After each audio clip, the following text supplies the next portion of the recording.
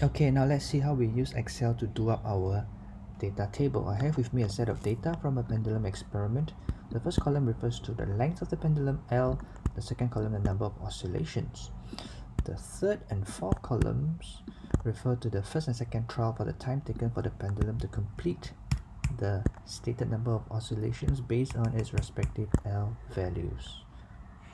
The fifth column is the time average. Then I have the period, uncertainties of the period, square of the period, as well as the uncertainties for the square of the period. Now L is my independent variable, and the first four columns refer to my raw data. The next five columns my processed data. Notice that the header comes with the respective units as well as the symbol for the respective quantities. Notice also that the symbols for the quantities are italicized but not so for the units. Next, we need to insert the uncertainties for each column based on the precision of the measuring instrument. For length, we use the meter rule, which comes with the precision of 1 millimeters. That works out to be 0.001 meters. So we need to insert delta L equals to plus minus 0.001 meters into this cell. How we do that? We type capital D, italicize capital L equals to 0.001 meters. So we highlight capital D, we go to the Home tab. Under the font type, we type symbol and we have delta. Then we need to insert the plus minus. We go to the Insert tab, go to Symbol, and under Math Symbols, we choose plus minus, and we close the box. So here we have it. Now the entire column of values precision needs to follow the precision of the uncertainty. In this case, it's 3 decimal places. So we highlight the whole column, right click, go to Format Cells. Under Number, we choose 3DP. So repeat the same procedure for the other columns. So I copy the uncertainty cell and paste it under the time uncertainty. So the uncertainty for time is based on the human reaction time, which is about 0.2 seconds. And this is the same for the other two columns. So I copy and paste. This means that the three columns of values precision will follow the precision of the uncertainty. In this case, it's 1 decimal place. So I highlight the three columns, right click, go to Format Cells. Under Number, I choose 1 decimal place. So now with that, I finished formatting the first four columns, and now I move on to the processed data. Now time average is calculated based on T1 plus T2 divided by 2. So I insert the formula into the cell. How I do that, I type equal. I always start insertion of a formula with equal, and I open bracket, T1 plus T2 close bracket divided by 2. And to repeat the formula for the remaining cells, I can do it easily by moving my cursor to the bottom right of the first cell, click and drag and unclick. So the formula is repeated for all the cells. Next, I move to period. How I calculate period? I can calculate period by taking the time average divided by the number of oscillations. So I do it by clicking Insert Equal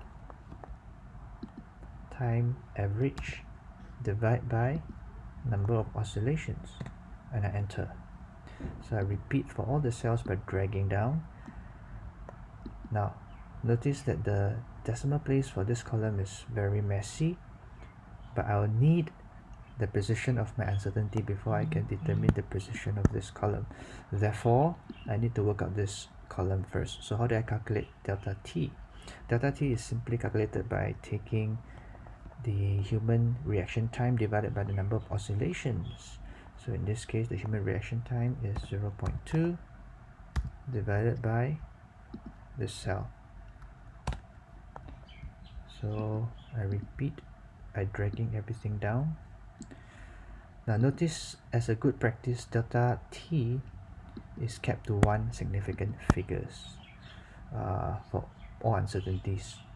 So the first cell, to get 1 SF, I need 3 decimal places. the remaining cells, to get 1 SF, I need 2 decimal places. So I need to format each cell individually. The first cell, I go to format cell. Under number, I click 3 decimal places. The other cells, I highlight, and I need 2 decimal places.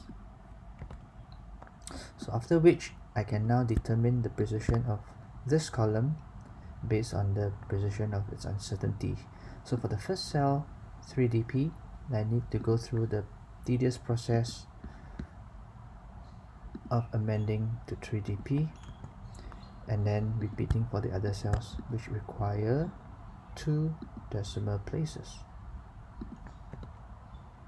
So with that, I move on to t-square. Now t-square is calculated by taking t times t, so I need to click equal t times t, and I drag it down, and again the precision required for this values were based on the precision of its uncertainty here.